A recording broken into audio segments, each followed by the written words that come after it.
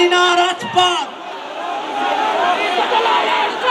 আমরা অনুরোধ করব আমাদের সাংবাদিক ভাইদের প্রতি, আমাদের বিপ্লবী সহযোদ্ধারা, আপনারা সহনশীল আচরণ করবেন, এমন কোন আচরণ করবেন না যার কারণে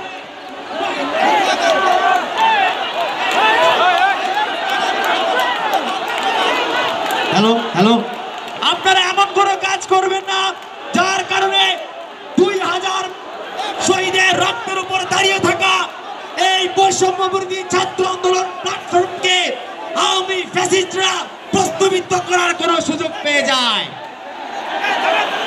স্লোগান কি হবে? আমরা কি স্লোগান দিতে পারবো? আমাদের লড়াই কি শেষ হয়েছে?